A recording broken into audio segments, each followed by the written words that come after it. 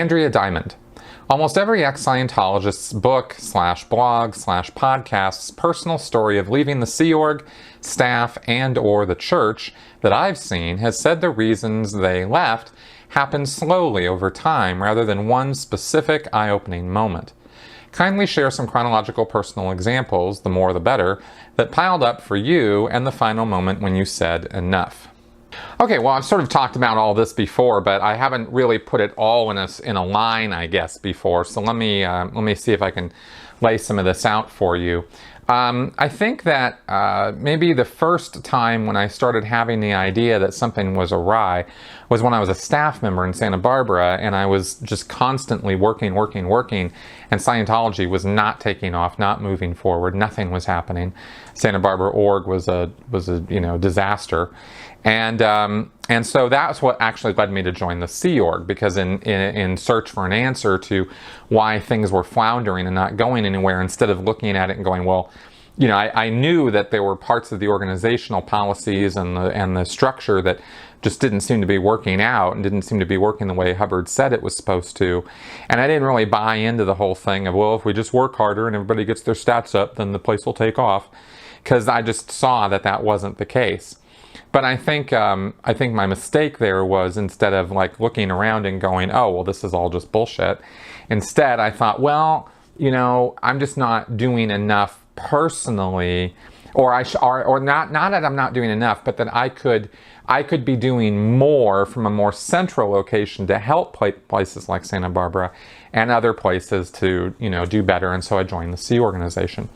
Now, once I got into the Sea organization and saw how crazy it was, and how, emergency after emergency after emergency, everything was always like, it started dawning on me that, wow, these guys don't really know what they're doing a whole lot more than the guys at the lower levels do, right? But I was still into the, well, we can, we just need to work it out so that we all do what Hubbard says, and we just need to make it go right.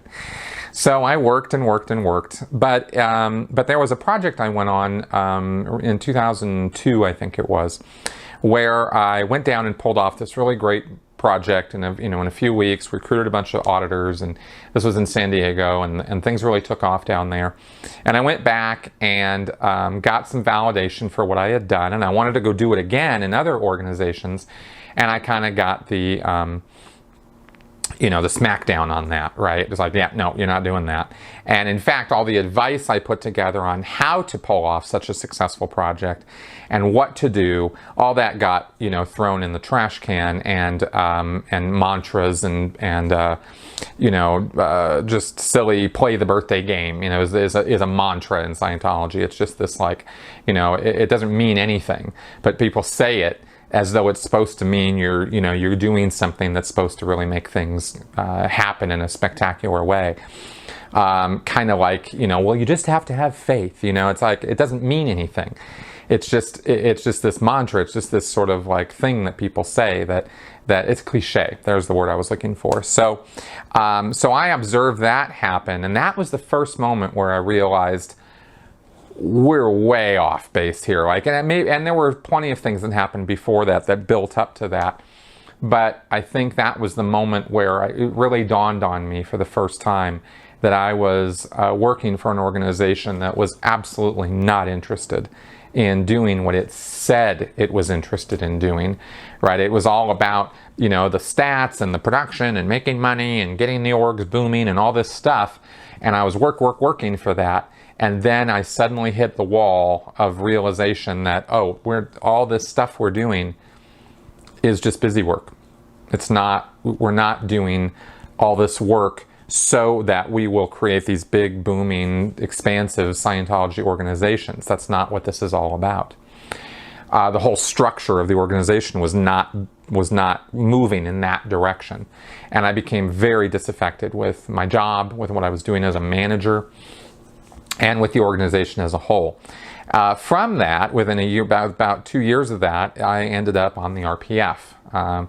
And I did the whole RPF program thinking that it was just my overts. It was my bad misdeeds, the things I had done, according to Scientology dogma, that, you know, when you're feeling critical or disaffected or out of sorts with someone or something or the organization, it's because of your own misdeeds and crimes. So I did the RPF, you know, it's where I ended up, and I did it. And it took me 3 years and sort of roto-rooted my entire existence. And my, you know, like every part of my entire life was looked over and scoured for wrongdoing. And so when I came off the RPF, I knew that it wasn't because of my overts, you know, that I was still feeling critical about the church and about Scientology. Well, I knew that wasn't it. It wasn't my wrongdoing, right?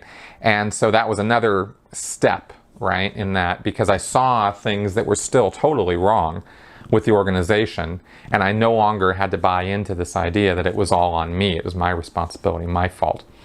So that was a step forward. And then finally, more things happened that was just goofy bureaucratic nonsense and politics. And I was kind of, after the RPF, I was really kind of done with a lot of that. You know, people would order me around and be snide and vicious to me, and I would just sort of, whatever, dude. You know, like I didn't really care anymore about any of that. And so, so when people would be like, you know, I'd be like, back, you know, like I'd just talk back. I didn't care. And it was interesting how that shut a lot of people down because they weren't used to that. Because in the culture of the Sea Org, seniors are supposed to get away with being able to yell freely and indiscriminately toward their juniors and give them a hard time and berate them severely, and they're not, and the junior's just supposed to take it, you know. And I just was like, yeah, fuck you. And so, you know, don't say that often here on the show, but anyway, I just started like, you know, whatever, and they just didn't know what to do with me. You know, they were like, because I could produce things. I was getting people back on the bridge. I was doing the work that was expected and asked of me to do. So it's not like anybody was unhappy with my work. It's just from time to time you'd get these people who decided that you need to be yelled at.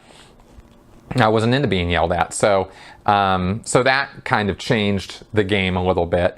And then finally, the day that I realized that that I was, this was in 2011 in Twin Cities, right in Minnesota, and I was on the Ideal Org project there. I opened the place up and was working on getting people back and helping the staff out to expand the place. And I was walking down the hall, thinking about doing some recovery work, about getting some people back into the church who had decided to leave. And I was planning out what I was going to say to this particular person.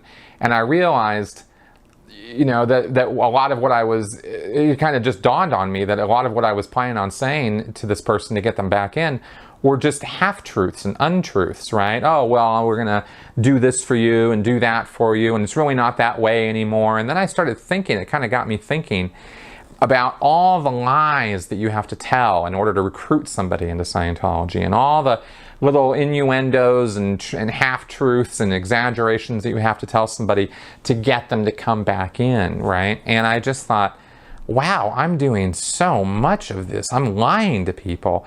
This is not, I don't want to do that. And I blew off the recovery, you know, no, I'm not going to do that.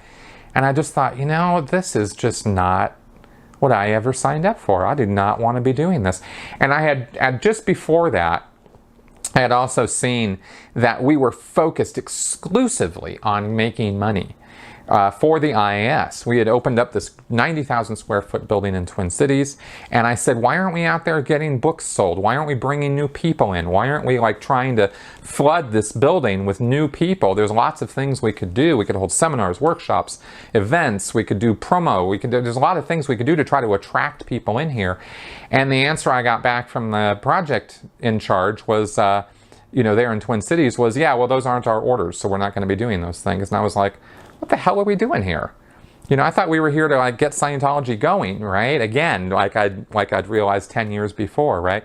That no, that's not what we're doing. We're here to make money. And every month, right, it was all about holding a fundraising event and making lots of money from the local parishioners. And again, I just thought, man, this is just not this is not what Hubbard said to do. This isn't what policy says to do. This is all Miscavige's thing. And I was like, screw this. This is just not now, you know.